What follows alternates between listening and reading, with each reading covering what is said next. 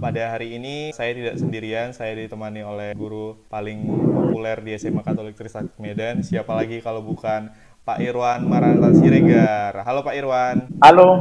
Ya,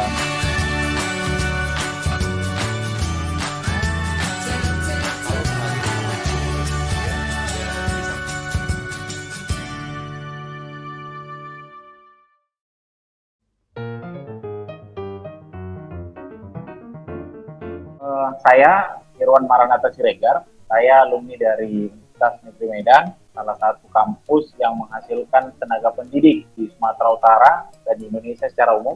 Saya mengajar pelajaran sejarah dan saat ini saya mengajar di sekolahnya Ilyas, SMA Katolik Trisakti Medan. Kalau udah ngebahas apa-apa gitu, pasti selalu berkaitan dengan asal-usul atau sejarah. Nah, sekarang Hari Guru. Guru berkaitan erat dengan pendidikan. Dan yang jadi pertanyaan, gimana sih asal-muasal pendidikan di Indonesia hingga sampai harus diperingatinya Hari Guru setiap tahun? Ya, baik.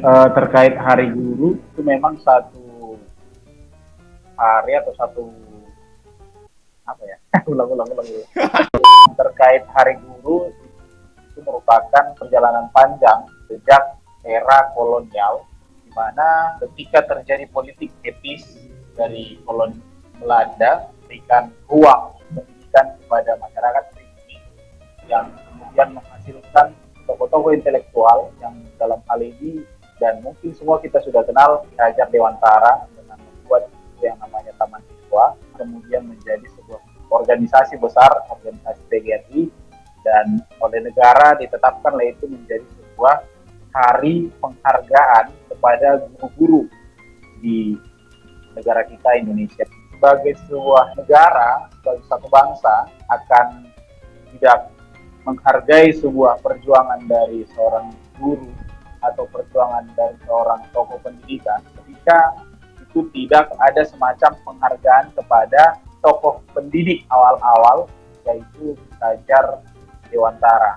Itu adalah bagian dari mengingat bagaimana perjuangan dari tokoh-tokoh pendidik pada masa lalu, itu kemudian itu menjadi bahan refleksi buat kita hari ini, karena apapun ceritanya sebagai sebuah bangsa yang besar akan sangat besar apabila menghargai pendidikan. Ya, dalam hal ini yang menjadi ujung tombak pendidikan ini siapa? Tentunya tenaga pendidik. Dalam hal ini siapa? Yaitu guru-guru. Ya, itu mungkin kenapa itu harus diperingati secara serius dan tidak hanya sebagai momentual, tetapi ini menjadi perenungan bersama agar pendidikan ke depan melalui guru-gurunya itu bisa semakin baik untuk mempersiapkan kader-kader bangsa, murid-murid menjadi tokoh atau pemimpin di masa depan. saya searching gitu di Google, kalau keywordnya itu berita terkini guru Indonesia, pasti yang selalu muncul itu masalah polemik soal guru honorer gitu Pak. Itu maksudnya guru honorer gimana Pak? Terkait guru honorer memang ini menjadi menjadi masalah yang sangat serius buat kita, buat bangsa ini juga, buat negara ini. Karena masih kurangnya perhatian daripada negara terhadap peran penting dari seorang guru. Hari ini faktanya bahwa guru itu masih ada yang belum mendapatkan kesejahteraan. Sementara kan kerja-kerja guru itu adalah kerja-kerja yang memang mempersiapkan anak-anak yang menjadi generasi masa depan. Ya, buktinya masih banyak guru-guru itu yang diberi upah minim. Ada kasus beberapa waktu lalu itu diberi upah hanya 300.000 per 3 bulan hanya dia dapat, dan itu menjadi masalah serius. Artinya apa? Ketika guru itu tidak mendapatkan kesejahteraan, bagaimana pula dia memberikan pemahaman yang baik, benar, secara konsisten kepada anak-anak.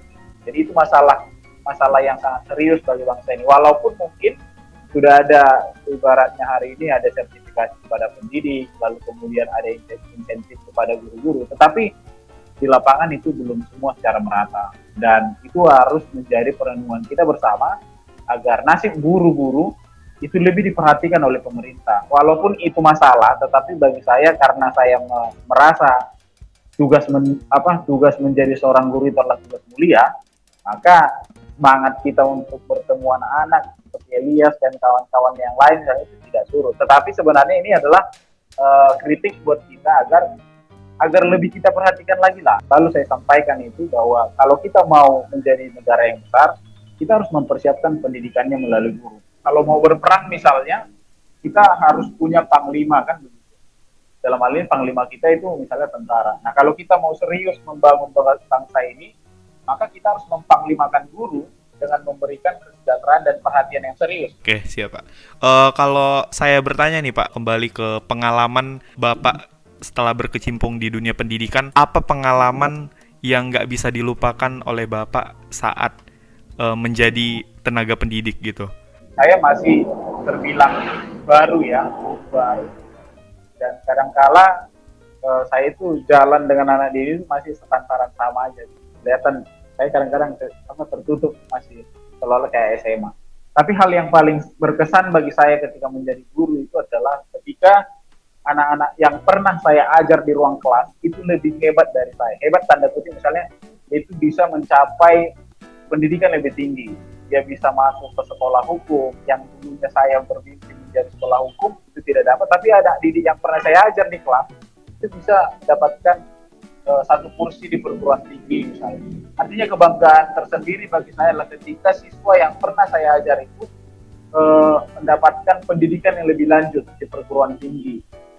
Jadi itu kesan yang sangat membuat saya bangga menjadi seorang pendidik. Artinya ketika anak yang pernah saya ajar itu lebih baik mendapatkan pendidikan di depan di perguruan tinggi, itu adalah kebanggaan tersendiri bagi saya. Kita masuk ke pertanyaan yang terakhir. Apa sih harapan terbesar Bapak sebagai salah satu tenaga pengajar di Indonesia kepada pemerintah, guru-guru lain, dan juga orang tua atau peserta didik Indonesia? Seperti yang disampaikan oleh Menteri Pendidikan, artinya sudah dimulai sebenarnya, sudah dibuka sebenarnya paradigma baru oleh Menteri Nadiem Makarim tentang sekolah merdeka, belajar merdeka. Artinya belajar itu tidak dalam posisi ketertekanan, ya, bahwa di ruang kelas itu anak-anak itu memiliki cakrawala yang berbeda-beda. Ada 35 misalnya, ada 35 mimpi di ruang kelas itu yang harus betul-betul dipahami oleh guru. Dan ketika kita mau serius memperbaiki pendidikan, maka kita harus memperhatikan juga kapasitas guru. Maka berilah perhatian yang serius kepada guru-guru dan pada guru-guru dimanapun di Republik ini agar tetap semangat. Jangan juga karena kita tidak mendapatkan yang kita harapkan dari pemerintah, kita menjadi surut semangatnya untuk mengajar anak-anak itu. Karena saya yakin anak-anak didik kita itu akan ingat kepada kita kelak, walaupun tidak hari ini. Harapan Bapak kepada siswa-siswa yang ada di seluruh Indonesia ini apa?